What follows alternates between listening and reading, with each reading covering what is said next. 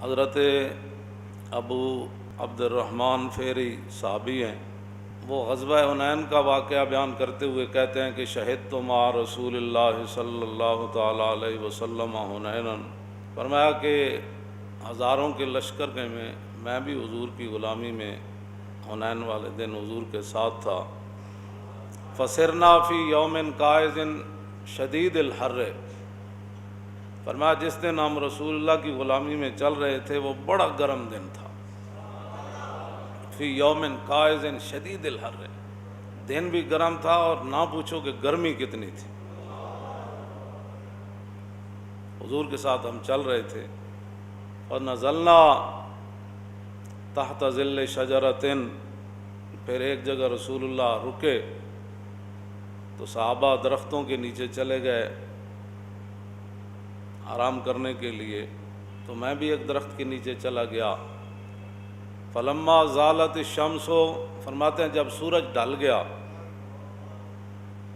یعنی حضور سورج ڈھلنے سے پہلے مسلسل چلتے رہے گرمی میں، صحابہ پر لاکھوں سلام ہو، انہوں نے پھر چیزیں بھی پوری بیان کی تاکہ بعد میں آنے والے اگر مگر سے کہیں دین سے بیزار نہ ہو جائیں اور تھوڑی سی تکلیف دیکھ کر کہیں دین کو چھوڑ نہ دیں۔ فرمایا کہ جب سورج ڈل گیا تو فلبست لحمتی ورکبت فرسی، میں نے ہتھیار پہنے اور اپنے گھوڑے پر سوار ہوا۔ فاتیت رسول اللہ، حضور جہاں جلوہ گر تھے میں وہاں آیا۔ وہو فی فسطاطہ، حضور خیمے کے اندر جلوہ گر تھے۔ آپ سوچ سکتے ہیں خیمے میں کتنی گرمی، اور حضور وہاں تشریف فرما تھے۔ فقلت السلام علیکہ ورحمۃ اللہ وبرکاتہ یا رسول اللہ، کہتے ہیں میں نے سلام پیش کیا تو میں نے کہا قد حان الرواح، حضور کوچ کرنے کا وقت آ گیا ہے، بس ہم نے یہاں اتنی دیر ہی ٹھہرنا تھا، اب تو جس طرح آپ نے فرمایا تھا اب یہاں سے چلنا ہے۔ فقال اجل، نام، حضور نے فرمایا ٹھیک ہے۔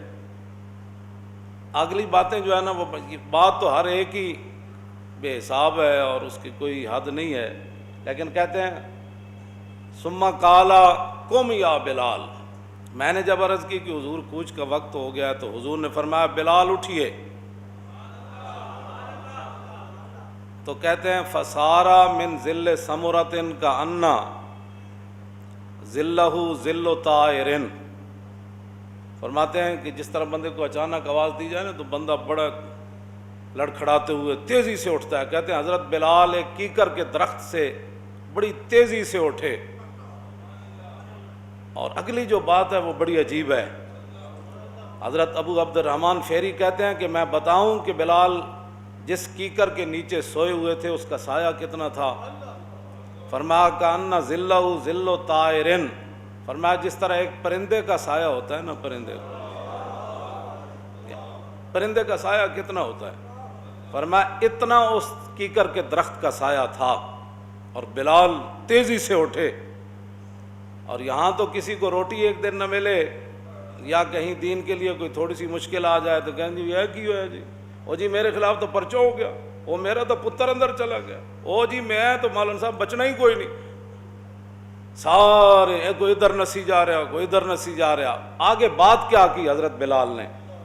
تیزی سے اٹھے اور کہا فقالا لبیک وسعدیک وانا فداؤک، اے نہیں کیا حضور مر گئے، آج تک گرمی جو حضور حد ہو گئی، آج تک حضور انج ہو گیا، حضور آج تک جل گیا، جتھے ستا رہا اتھے تو حضور سایہ ہی کوئی نہیں سی۔ اے ویکھو بلال نا تیزی سے اٹھے اور آ کر بارگاہ قدس میں جب کھڑے ہوئے تو کہا لبیک وسعدیک وانا فداؤک، حضور غلام خوشی خوشی حاضر ہے اور قربان ہونے کے لیے حاضر ہے، فرمائیے کیا حکم ہے؟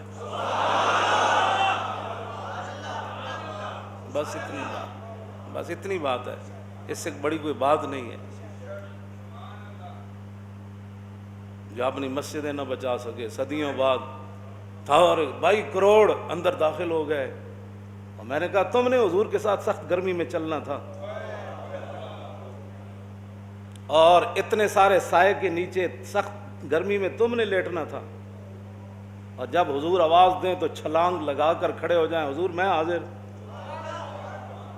تم نے کرنے تھے ایسے کام جو اپنی مسجدوں کی صفیں نہ بچا سکے, جو اپنی مسجدوں کی صفیں نہ بچا سکے. یہ اس طرح کی جو نماز یہ پڑھوانا چاہتے ہیں نا, اس طرح کی نماز کو دیکھ کر انہوں نے چونکہ تاریخ پڑھی ہوئی ہے, تو حضرت رومی جب سفیر آیا نا تو حضرت عمر کے دور میں, اور نماز کا ٹائم ہو گیا, تو حضرت عمر نے فرمایا باہر کھڑا ہو دیکھ ہم اللہ کے سامنے کیسے سر و سجود ہوتے ہیں.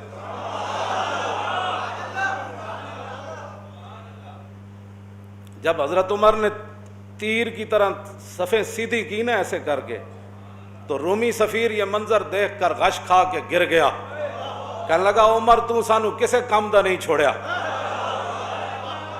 یہ قوم جو پانی پلانے پر لڑ پڑتے تھے, تو نے انہیں ایک ہی صف میں ایسے سیدھا کیا جیسے تیر سیدھا ہوتا ہے. اس صف کو دیکھ کر کافروں کا جو سفیر تھا وہ بھی گر گیا تھا.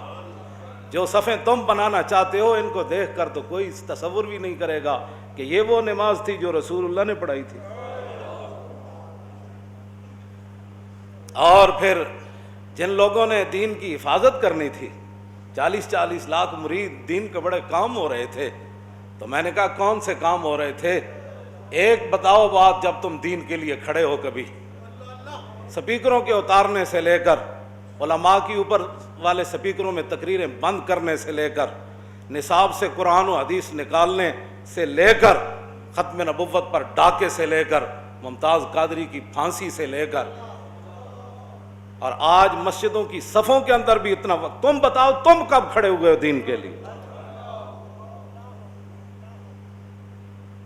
تم نے تو ہر موقع پر, اقبال کہتا ہے نا, یہ مصرع لکھ دیا کسی شوخ نے محراب مسجد پر کہ یہ ناداں گر گئے سجدے میں جب وقت قیام آیا. منڈیوں میں وقفے نہ ہوئے, بازاروں میں وقفے نہ ہوئے. ایک پولیس والا تھانے دار گاڑی میں آتا ہے تھانے سے, پوری نفری بٹھا کر لاتا ہے, وہ 5 فٹ پر نہیں بٹھاتا اپنے ملازم, لیکن وہی جب مسجد میں آ جائیں تو 5 فٹ کا وقفہ ضروری ہو جاتا. 5 باپ بیٹے گھر سے نکلے تراویح پڑھنے کے لیے, گھر میں بھی اکٹھے بیٹھے تھے اور گاڑی میں بھی اکٹھے بیٹھے ہیں, لیکن جب مسجد کے دروازے کے اندر آ گئے تو کہا نہیں 5 فٹ دور ہو جاؤ. گھر میں بھی 5 باپ بیٹا اکٹھے بیٹھے تھے, ان کو نہیں لگا کرونا, اور گاڑی میں بھی نہیں لگا, لیکن جب مسجد میں داخل ہوئے تو کرونا آ گیا. اقبال قلندر لاہوری نے یہ بات کی تھی, کہتا از غلامی دل بمیرت در بدن, از غلامی روح گردت بار تن, از غلامی ذوف پیری در شباب, از غلامی شیر غاب افگندہ ناب, از غلامی بزم ملت فرد فرد, این و آن با این و آن اندر نبرد. میں کہتا تھا اقبال یہ بات کیسے کر گیا, کے اندر قیام وہیں در سجود, کاروبارش چوں صلاتے بے امام. میں تو سوچتا تھا اقبال یہ بات کیسے کر گیا کہ ایک سجدے میں ہے دوسرا قیام میں ہے, ایک یہاں کھڑا ہے دوسرا 5 فٹ پر کھڑا ہے اور جماعت ہو رہی. جو بندہ کچا پیاز کھاتا ہے نا اور لہسن کھاتا ہے, حضور نے فرمایا وہ مسجد میں نہ آئے.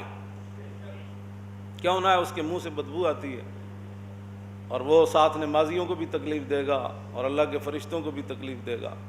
میں جو بات کرنے لگا وہ بڑی توجہ سے سننی ہے. اگر کوئی صفوں میں گنجائش کی بات ہوتی نا تو حضور نے فرمایا تو گھر بیٹھ, تو نے نہیں آنا, تو گھر بیٹھ. اگر اس کے لیے کوئی اس طرح کی بات ہوتی تو حضور فرماتے مسجد میں تو آ جا, لیکن 5 فٹ کے واسطے پر کھڑا ہو جا, ورنہ تو گھر بیٹھ. اور یہاں بڑے بڑے لوگ جب بات آئی ہے دین کی تو دین کی ترجمانی کرو, وہ آ گئے نہیں جی ٹھیک ہے ہم وقفہ کر لیں گے, یہ کر لیں گے, ہم وہ کر لیں گے. وہ ایک بار پوچھو تو صحیح کہ ہم نے بھی کبھی مداخلت کیا تمہارے تھانے میں؟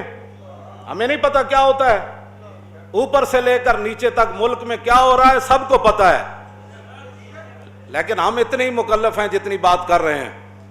اور تم مسجدوں کو پڑھ گئے، پورا جناب میڈیا مسجدوں کو پڑھ گیا، لبرل پڑھ گئے، حکومت پڑھ گئی، سب جو مسجدوں کو پڑھ گئے. جب مسجدوں میں کرونا آنا تھا، مسجدوں میں کرونے کی بات نہیں ہے، یہ مسجدوں میں کرونے کی بات نہیں ہے، یہ دین کے خلاف سازش ہے. جو ہمارے آقا و مولا کو ظاہری حیات میں دکھ دینے سے باز نہ آئے، حضور نے ان کو امن دیا، مدینے میں ان قبیلوں کو امن نہیں دیا، فرمایا رہو، لیکن وہ رسول اللہ کے سامنے، خلق عظیم کے مالک کے سامنے، محبوب رحمت للعالمین کے سامنے حضور کے خلاف کون سی سازش تھی جو انہوں نے مدینے میں نہیں کی؟ حضور نے پھر تینوں کو نکال دیا، ایک کو تو ذبح کروا دیا قبیلے کو. تو کیا یہ یہودی اور یہ نصرانی حضور کے سامنے دین کے اتنے بڑے دشمن ہیں تو صدیوں کے بعد تو دین دے سجڑ بڑھ گئے.